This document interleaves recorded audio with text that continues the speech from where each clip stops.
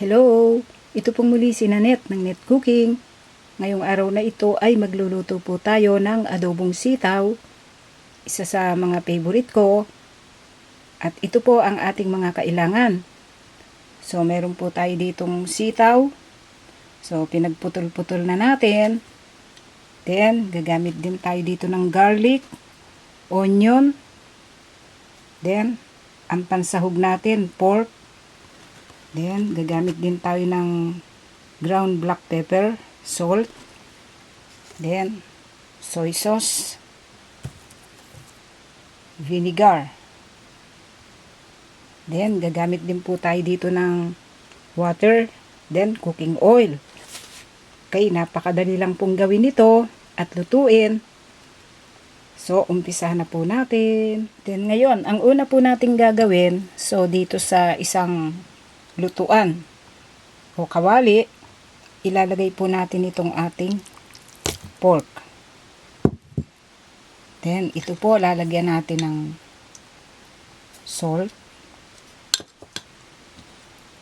Lagyan natin ng tubig.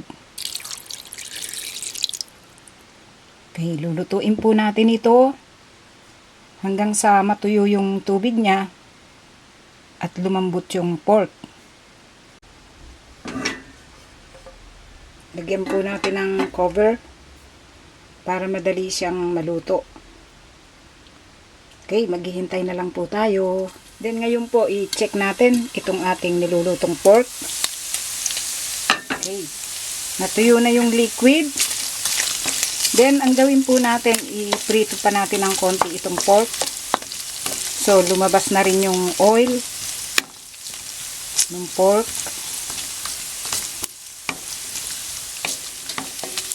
Then, ang gagawin po natin, itabi lang muna natin dito sa gilid.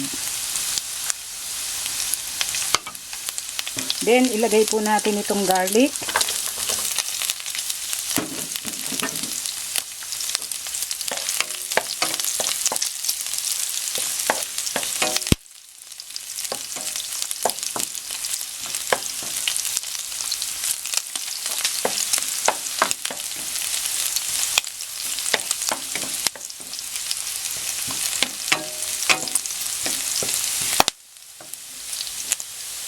Onion. Sama na natin yung pork. Okay, lulutuin lang natin yung onion hanggang sa maging half cook yung onion.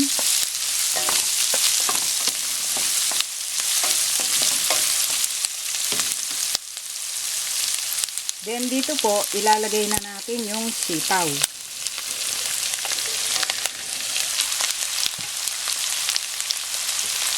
Haluin natin mabuti itong sitaw.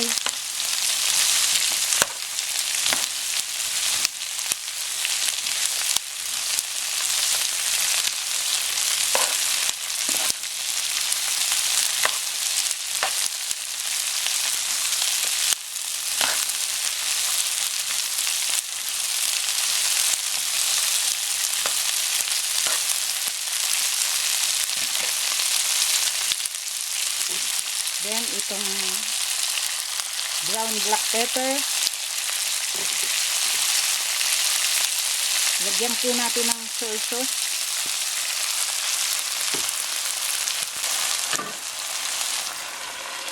Lagyan po natin ng cover ulit. So, hayaan muna nating mag-simmer at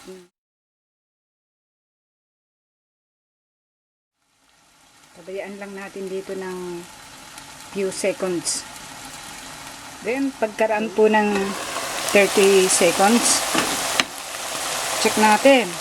Then, dito po, lagyan na natin ng tubig.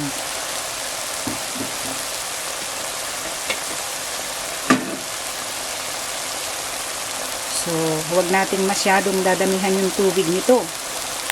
Okay, lagyan po natin ulit ng cover. I-check lang natin yung lasa niya, kung okay yung soy sauce at saka yung suka. Then, hintayin natin lumambot yung sitaw. At then ngayon, tingnan po natin. So, palagay ko luto na itong ating adobong sitaw. I-turn off na natin yung heat at pwede na po natin itong i-serve at kainin. Then ngayon, ito po ang kinalabasan sa pagkakaluto po natin sa ating adobong sitaw. Sana po ay nagustuhan nyo ang pagkakaluto po natin sa reseping ito. Marami pong salamat. Ito pong muli si Nanette ng Net Cooking. Thanks po. Bye!